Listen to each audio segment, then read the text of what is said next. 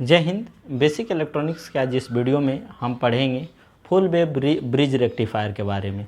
Full wave bridge rectifier में sir 4 diode होता है। इसमें हम 4 डायोड यूज करते हैं। इसमें ट्रांसफार्मर यूज भी कर सकते हो, नहीं यूज भी कर सकते हो। इसमें देखो 4 डायोड होता है, D1, D2, D3, D4।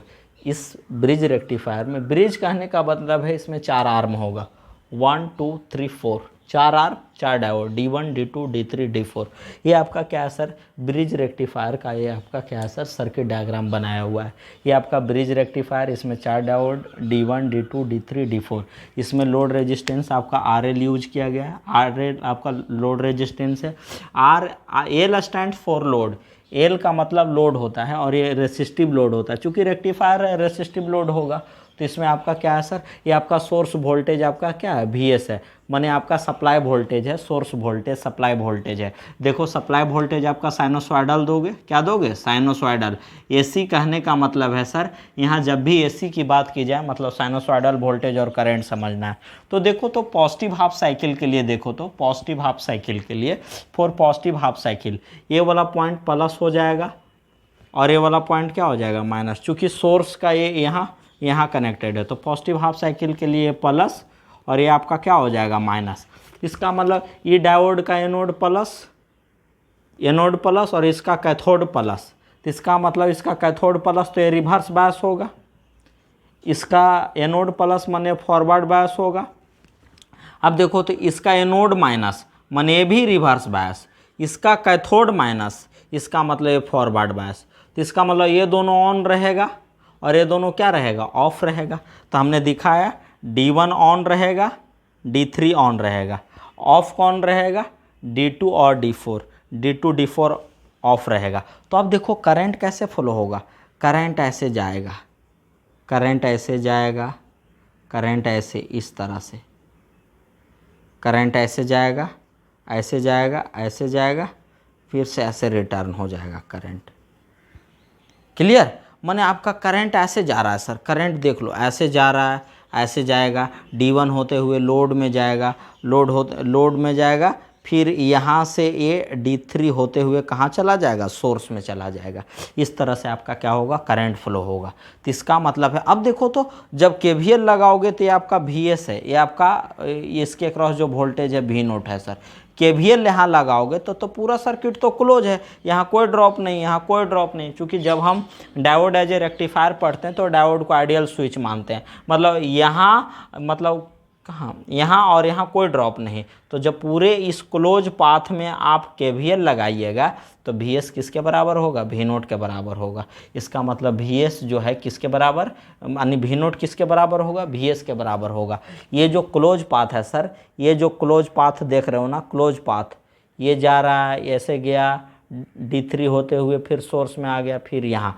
तो ये जो क्लोज पाथ है, जब इसमें KVL लगाओगे तो V0 किसके बराबर होगा, VS के बराबर। माने VS आपका ऐसा है सर तो V0 भी ऐसा ही होगा। क्लियर।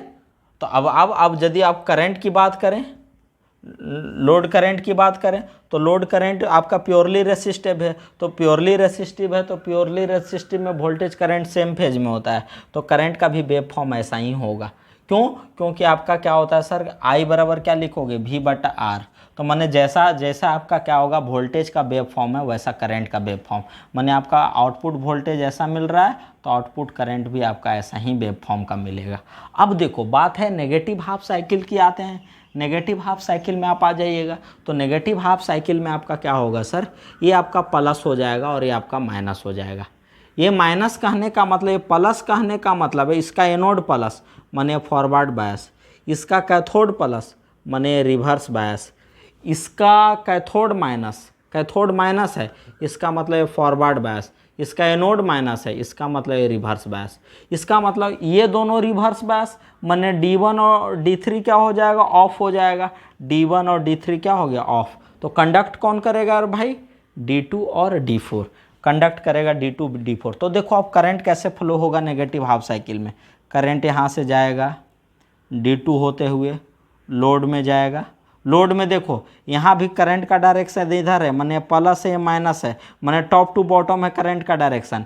यहाँ भी करंट का डायरेक्शन टॉप टू बॉटम है, ऐसे जाएगा, ऐसे ऐसे होते हुए ऐसे रिटर्न आ जाएगा। माने करंट यहाँ से लिख लेगा, यहाँ से लिख लेगा, माने ये प्लस है अभी ये माइनस है। करंट आपका यहाँ से लिख लेगा, आपका ये क्लोज है ना, D2 क्लोज है, D2 होते हुए लोड में जाएगा, लोड से फिर कहाँ जाएगा सर, वो D4 होते हुए सोर्स में चला जाएगा। माने अब लेकिन करंट आपका यहाँ जो D2 और D4 के थ्रू कंडक्ट हो रहा है, लेकिन यहाँ लोड में देख रहे हैं करंट का डायरेक्शन सेम है। जैसे यहाँ करंट का डायरेक्शन सेम है, उसी तरह यहाँ भी करंट का डायरेक्शन आपका टॉप टू बॉटम है, यहाँ भी करंट का डायरेक्शन टॉप टू बॉटम है। माने जो लोड वोल्टेज यहाँ वही लोड वोल्टेज यहाँ, माने जैसा लोड वोल्टेज यहाँ मिला था वैसा ही लोड वोल्टेज यहाँ मिलेगा।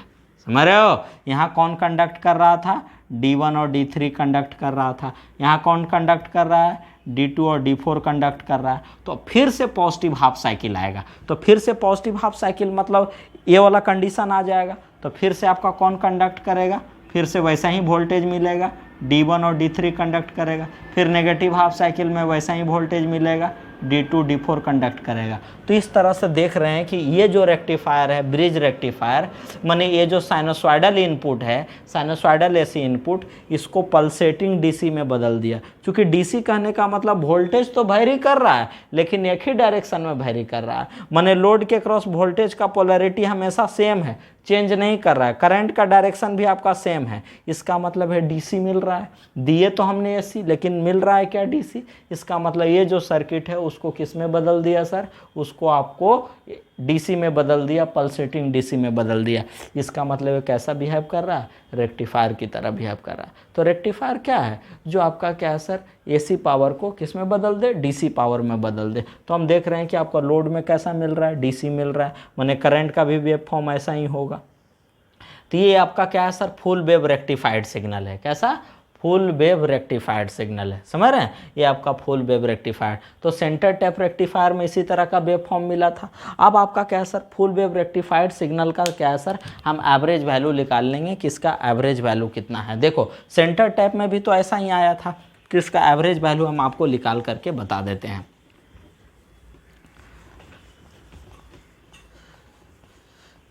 एवरेज वैल्यू हमारा क्या होगा, देखो यह हमारा क्या है, 0 है, पाई है, 2 पाई है, 3 पाई है, 4 पाई है। तो हमारा 0 से पाई के लिए ही कैलकुलेट करेंगे। चूँकि यहाँ देखो ना, जितना समय में एसी इनपुट 1 साइकिल मार रहा है उतना समय में आउटपुट 2 साइकिल मार रहा है। इसका मतलब आउटपुट का जो फ्रीक्वेंसी होगा यहाँ इनपुट का कितना दुगना होगा। यहाँ देखो जितना समय में 1 साइकिल उतना समय में आपका आउटपुट वोल्टेज 2 साइकिल, इसका मतलब फ्रीक्वेंसी कितना होगा, दुगना होगा। तो हमारा V नोट कितना हो जाएगा सर, इसी के लिए निकालेंगे, 0 से पाई के लिए निकालेंगे। कितना हो जाएगा, V नोट बराबर 1/पाई 0 से पाई V note into d theta. अब V नोट क्या है, कैसे वैरी कर रहा है, साइनोसॉइडली वैरी कर रहा है। माने ये साइनोसॉइडली है तो ये भी साइनोसॉइडली है ना, वैरी कर रहा है। माने V नोट बराबर कितना हो जाएगा, 1/पाई 0 से पाई कितना हो जाएगा, V max sine theta into d theta.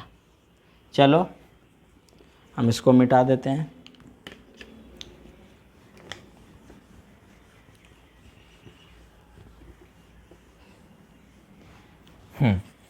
तो देखिए हमारा क्या हो जाएगा सर, V नोट देख लो, V नोट बराबर कितना हो जाएगा, V मैक्स ले लो बाहर, V max upon pi sine theta का इंटीग्रेशन कितना हो जाएगा, minus cos theta, minus cos theta कितना हो जाएगा, 0 से पाई। इसका मतलब है सर आपका V नोट बराबर कितना हो जाएगा, V मैक्स अपॉन पाई कितना हो जाएगा, माइनस हटा के लिमिट चेंज कर दो तो कॉस थीटा, लिमिट चेंज कर दो 0 हो जाएगा पाई, लिमिट चेंज करोगे तो माइनस साइन हट जाता है।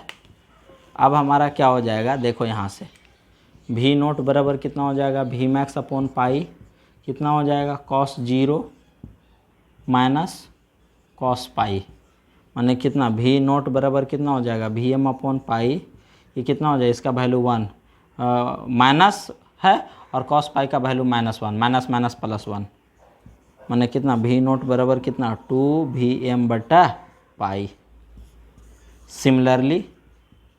सिमिलरली करंट कितना हो जाएगा सर, आई नोट माने करंट का एवरेज वैल्यू कितना हो जाएगा, 2Im/पाई, या आई नोट बराबर क्या लिखोगे, V नोट/R, माने आई नोट बराबर V नोट कितना है, 2Vm/पाई इंटू R, और Vm/R को क्या बोलोगे, आई मैक्स, माने आई नोट बराबर कितना हो जाएगा 2 Imax बटा पाई।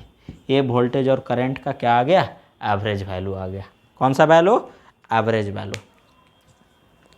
देख लो यानी ये जो आपका फुल बेड रेक्टिफाइड सिग्नल है इसका एवरेज वैल्यू कितना 2Vm बटा पाई। सिमिलरली करंट क्या लिख सकते हो 2Im बटा पाई। क्लियर।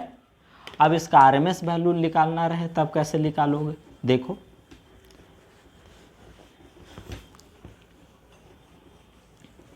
देखो कैसे हम निकालते हैं आरएमएस वैल्यू। तो आपको वी नोट आरएमएस निकालना है तो कितना हो जाएगा, हाफ ए साइकिल के लिए निकालो। माने ये आपका ये तो साइकिल है, माने वी नोट स्क्वायर कर दो 1/पाई 0 से पाई वी नोट का स्क्वायर इंटू डी थीटा, माने कितना 1/पाई 0 से पाई। चूँकि आपका वी नोट स्क्वायर बराबर कितना हो जाए 1/t 0 से t f(t) का whole square into d t, ऐसा ही होता है ना। तो या वी नोट स्क्वायर बराबर 1/2 पाई 0 से 2 पाई आपका f(t) का होल स्क्वायर f(θ) का whole square into d theta. तो हमारा जो टाइम पीरियड है वो यहाँ पाई है सर, टाइम पीरियड क्या है पाई। तो 1/पाई 0 से पाई वी नोट का स्क्वायर, तो वी नोट कितना है साइनोसॉइडली वेरी कर रहा है, तो वी मैक्स साइन थीटा का whole square into d theta, माने कितना हो जाएगा, यानी कितना हो 1/पाई कितना हो जाएगा, मैक्सिमम वैल्यू बाहर हो जाएगा वी मैक्स का स्क्वायर, माने 0 से पाई कितना हो जाएगा sine square theta into d theta, माने कितना हो जाएगा वी मैक्स का स्क्वायर बट्टा पाई 0 से पाई इंटीग्रेशन कितना 1 + cos 2 theta, sir 1 - cos 2 theta होगा, 1 - cos 2 थीटा बट्टा 2 इंटू डी थीटा। चलो कितना हो जाएगा, बाहर ले लो वी मैक्स का स्क्वायर बट्टा 2 पाई कितना हो जाएगा, इसका इंटीग्रेशन 0 से आपका पाई कितना 1 इंटू डी थीटा माइनस 0 से पाई साइन 2 थीटा। इसका इंटीग्रेशन करोगे तो ये 0 के बराबर आ जाएगा, इसका इंटीग्रेशन करोगे लिमिट पुट कर दोगे तो 0 के बराबर हो जाएगा। तो अब देखो क्या हो जाएगा सर, वी नोट आरएमएस का स्क्वायर बराबर कितना हो जाएगा वी मैक्स का स्क्वायर बट्टा 2 पाई कितना हो जाएगा, इसका इंटीग्रेशन थीटा हो जाएगा 0 से पाई, माने वी मैक्स का स्क्वायर बट्टा 2 पाई कितना हो जाएगा पाई, पाई रख कैंसिल हो जाएगा, माने इसका इंटीग्रेशन कितना हो जाएगा वी नोट आरएमएस का स्क्वायर बराबर कितना Vm बट्टा 2 स्क्वायर कर दो ये, माने वी मैक्स बट्टा √2। सिमिलरली करंट का निकालना रहे तो कितना लिखोगे आई नोट आरएमएस बराबर कितना हो जाएगा Imax बाई √2, माने हाफ वेव रेक्टिफाइड वोल्टेज और करंट का जो आरएमएस वैल्यू होता है वो Vm बाई √2 और आपका करंट कितना हो जाएगा Im बाई √2। आई होप कि आपको ये सब समझ में आया होगा। कुछ नहीं हमने किया, ऑपरेशन तो समझ ही गए, हमने आरएमएस वैल्यू निकाला तो आरएमएस वैल्यू जस्ट फार्मूला पर हमने क्या कर दिया पुट कर दिया सर। तो कोई दिक्कत नहीं, इसमें कोई बड़ा कैलकुलेशन है भी नहीं। तो देखो इसका अब इफ़िशेंसी निकालना है कि हमारा फुल वेव रेक्टिफाइड सिग्नल का इफ़िशेंसी क्या होगा। तो सुनो इधर, पहले इफ़िशेंसी आपका क्या होगा सर मैं आपको बताता हूँ। देखो इफ़िशेंसी हमारा ऐसा था ना रेक्टिफायर,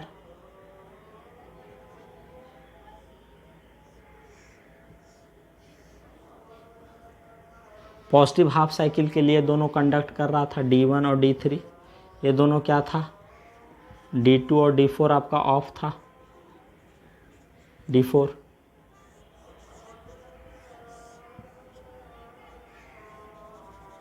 यही था ना सर आपका फिगर, ये आपका RL।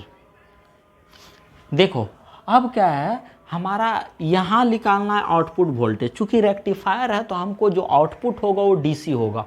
आउटपुट क्या होगा DC होगा सर, तो आउटपुट हमारा DC होगा। तो PDC बराबर कितना हो जाएगा, PDC बराबर कितना हो जाएगा IDC का whole square into RL। IDC माने एवरेज वैल्यू, मतलब I नोट का होल स्क्वायर इंटू RL, माने PDC बराबर आपका कितना हो, I नोट माने कितना 2Im बट्टा पाई, 2Im बट्टा पाई का होल स्क्वायर इंटू RL।